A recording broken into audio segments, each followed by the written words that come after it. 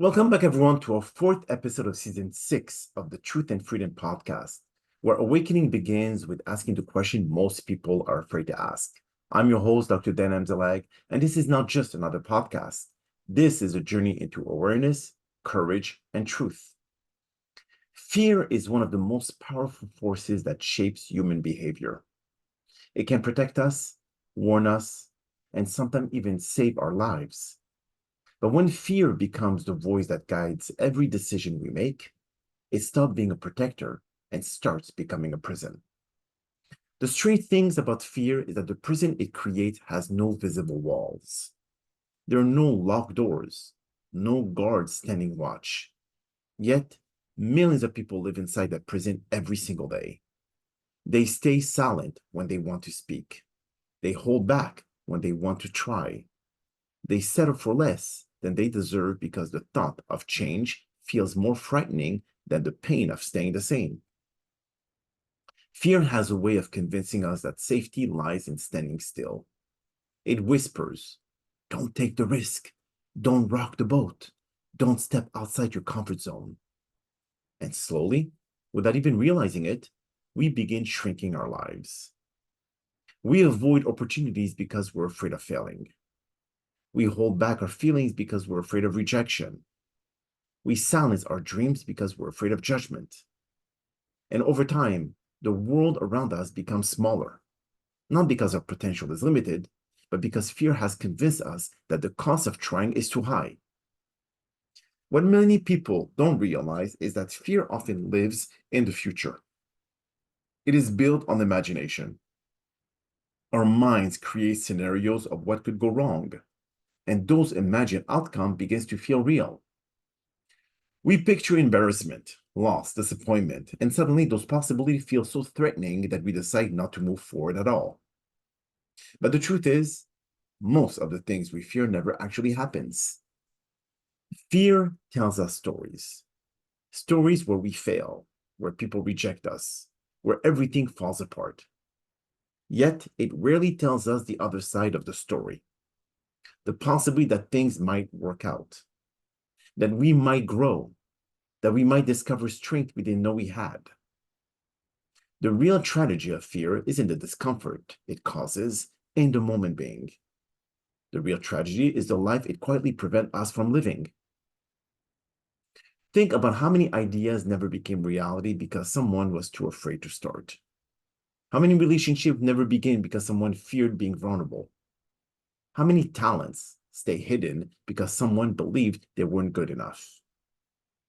Fear doesn't have to destroy our dreams to win. It only needs to delay them long enough for doubt to take over. But here is something important to remember. Fear itself is not the enemy. Fear is a natural part of being human. It builds into our nervous system. It was designed to keep us safe from danger. The problem is that our minds often treat emotional discomfort the same way they treat physical danger. Our brain reacts to the possibility of embarrassment or rejection as if it were a threat of survival. And because of that, we start avoiding experiences that could actually lead to growth, connection, and fulfillment. Courage, therefore, is not about eliminating fear. Courage is about learning how to move forward even when fear is present. Every person who has ever achieved something meaningful has faced fear along the way. The entrepreneur who launches a business despite uncertainty. The artists who share their work despite criticism. The individual who choose to love again after heartbreak. None of these people were fearless. They simply refused to let fear make the final decision. Most often than not, fear asks, "What if you fail?" But courage answers, "What if I learn?" Fear, another way, will ask, "What if people judge you?" Courage, in return, will answer with, "What if being authentic inspires someone else?" Fear may ask, "What if everything goes wrong?" But courage dares to ask a different question. What if everything goes right? Now, the moment we start asking that question, something shifts inside us. The prison door begins to open. Freedom from fear doesn't come from one giant leap of bravery. It comes from small acts of courage repeated over time. Taking one step forward, having one honest conversation, trying one new opportunity, speaking one truth that we've been holding back. And each time we act despite fear, we send a message to our mind. I am stronger than this feeling. And slowly, the power of fear begins to weaken.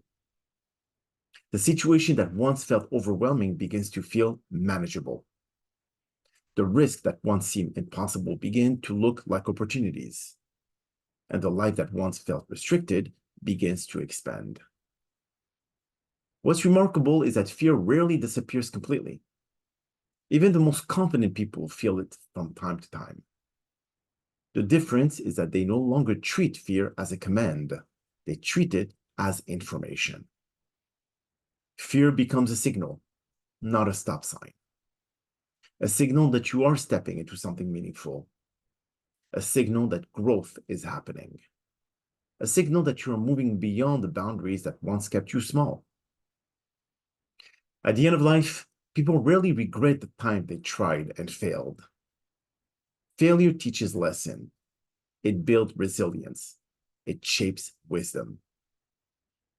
What people regret most are the chances they never took, the words they never said, the dreams they never pursued because fear convinced them to stay safe. So today, I invite you all to reflect on something simple but yet very powerful. Where in your life has fear been quietly limiting you? Is there a conversation you've been avoiding? A dream you've been postponing? A step forward that you've been hesitating to take? Now, you don't need to conquer every fear today. You don't need to break every wall at once. You only need to take one step. Because every step taken despite fear weakened the prison walls that once surrounded you. And eventually, you discover something extraordinary. The door was truly never locked.